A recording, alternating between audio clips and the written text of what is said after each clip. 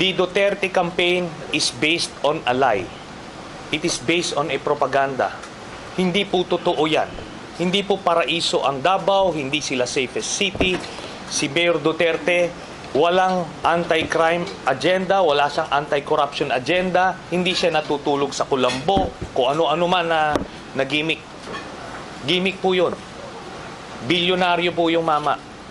Yung sinasabi, bakit kaya ko lang daw binibira kasi ni-reject ako ang babaw ko naman. Di ba? And I'm so happy that I didn't end up with him. Otherwise, ako yung maggagawa ng role ni Alan na didepensahan ko, magpapaliwanag. 2014, April, nag-usap kami ni Mayor Duterte. Exploratory talks through a common friend. Nandito sa Maynila, hindi ako pumunta sa Davao. Nandito sa Maynila, nag-meet kami, somewhere in Ortigas. Ang bungad niya sa akin, hindi siya tatakbo. April yun nun. Kung maalala nyo, November lang siya nag-declare, yung pala, nagdadrama lang. Tatakbo pala talaga. Di ba? Naalala nyo yun. Nililin lang tayo nun. Di raw siya tatakbo.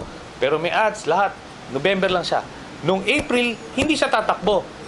So kung hindi ka tatakbo, bakit mo ako i-reject? There's nothing to reject because you're not running. Kaya nga nung after nun, nagkwentuhan na lang kami. And besides, make alyansa sa with the NPAs with the communists. That's a deal breaker for us.